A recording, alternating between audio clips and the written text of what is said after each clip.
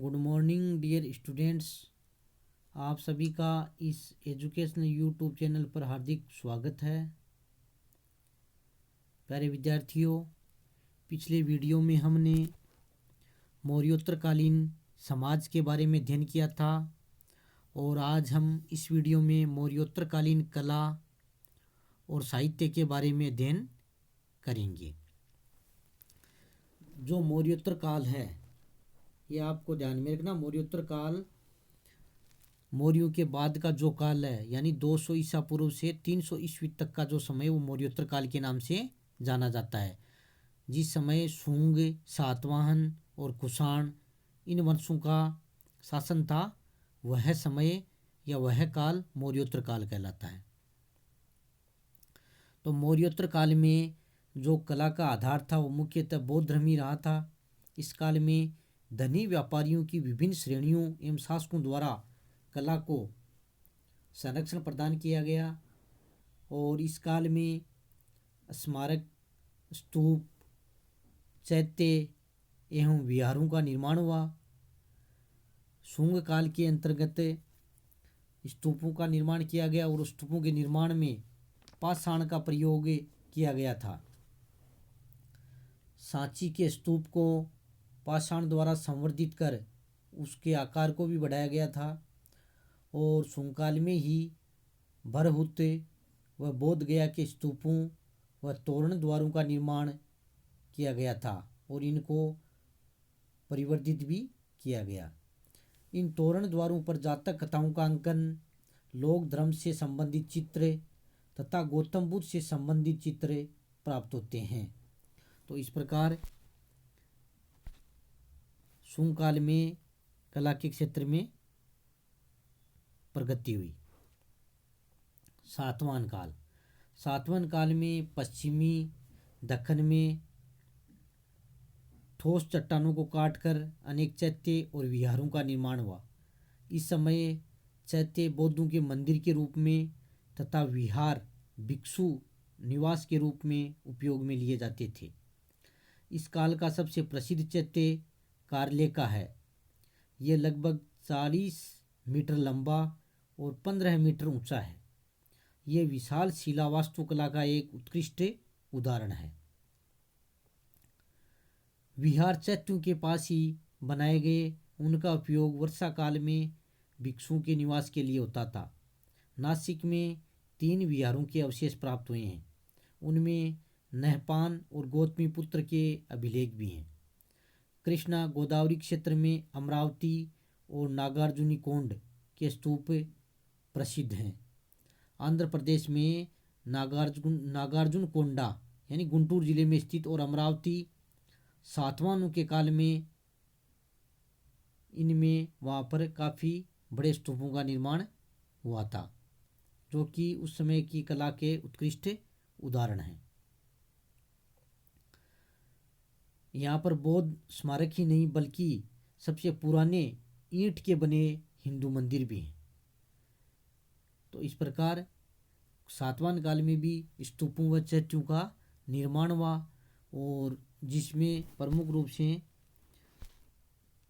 बौद्ध धर्म से संबंधित ये निर्माण कार्य हुए थे। कुषाण काल में भी स्तूप, चैत्य एवं मूर्तिकला की शैलियाँ विकसित हुई।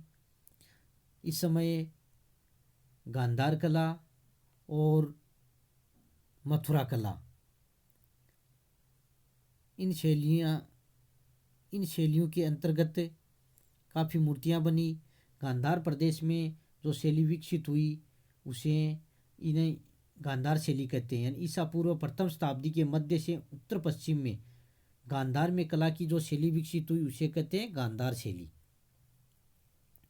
गांधार कला के अंतर्गत मूर्तियों में शरीर की आकृति को यथार्थ दिखाने का प्रयत्न किया गया है। इस काल की विषय वस्तु बौद्ध परंपरा से ली गई थी, किंतु निर्माण का तरीका इनका यूनानी था, इसलिए इसे ग्रीको बुद्धिस्ट शैली भी कहा जाता है। प्रारंभिक बुद्ध मूर्तियों का मुख है वो ग्रीक देवता अपोलो से मिलता जुलता था और इसी काल में ये इसके बाद में गांधार शैली के समानार्थी देशी शैली जिसे कहते हैं वो मथुरा शैली थी। ये मथुरा शैली विकसित हुई।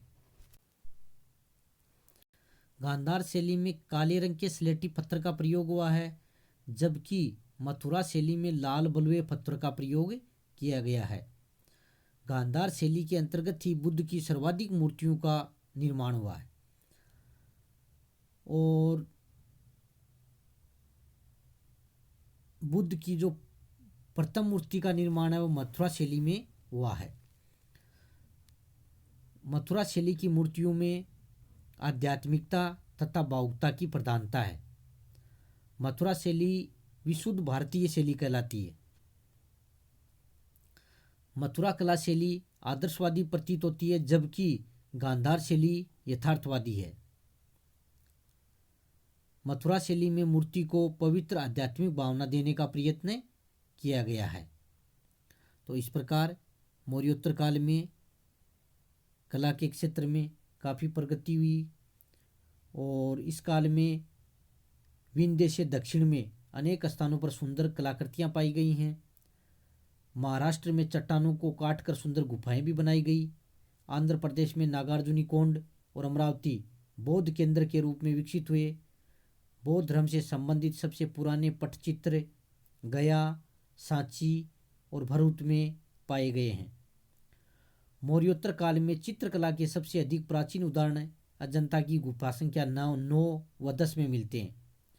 गुफा संख्या 9 में 16 उपासकों को स्तूप की ओर बढ़ते हुए दिखाया गया है, जबकि गुफा संख्या 10 में जातक कथाएं अंकित हैं। इस काल की चित्रकला भी बौद्ध धर्म से संबंधित है।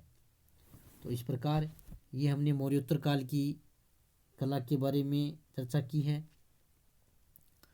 मौर्योत्तरकालीन साहित्य। इस काल में मौर्योत्तर काल में साहित्य की भी प्रगति हुई। इस काल में साहित्य रचना में संस्कृत भाषा का प्रचलन अधिक था। पतंजलि ने महाभाष्य की रचना की, जो पाणिनि की प्रसिद्ध रचना अष्टाध्यायी की टीका है। कॉम्पिटिशन एग्जाम्स में पूछा जाता है कि पतंजलि ने किस ग्रंथ की रचना की, महाभाष्य आपको याद रखना अवश्य है। सबसे प्रसिद्ध स्मृति मनुस्मृति जो मानी जाती है, उसकी रचना भी इस काल में की गई।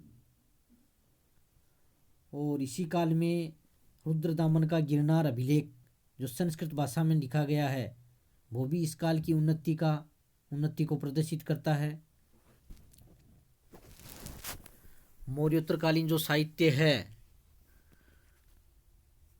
लेखक और उनकी रचनाएं जो आप स्क्रीन पर देख सकते हो।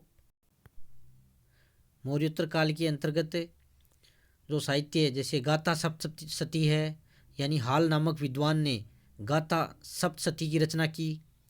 वात्स्यायन ने कामसूत्र नामक ग्रंथ की रचना की। पतंजलि ने महाभाष्य की रचना की। अश्वघोष ने बुद्ध चरित्र और शोधरानंद नामक ग्रंथ लिखा। चरक ने चरक संहिता ग्रंथ की रचना की। भास ने स्वप्नवासवत्ता नाटक की रचना की। भरत मुनि ने नाट्य शास्त्र की रचना की। भास ने चारुदत्ता और उरुभंग भी लिखे। और नागसेन ने मिलिंद पन्नो ये ग्रंथ लिखे हैं।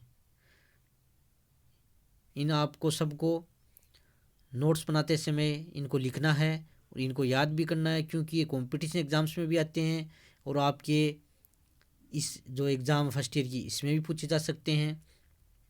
काफ़ी इम्पोर्टेंट हैं, रचनाएं हैं जो कि आज ही आपको ये याद कर लेनी चाहिए। तो इस प्रकार आज हमने मौर्योत्तरकालीन साहित्य का अध्ययन किया है। प्यारे विद्यार्थियों, इस वीडियो को सुनते समय आपको इसके साथ साथ जो नोट्स भी बनाया करो और होम असाइनमेंट के लिए जो क्वेश्चन दिए जा रहे हैं उनको भी आप हल किया करो। इन्हीं शुभकामनाओं के साथ बहुत बहुत धन्यवाद।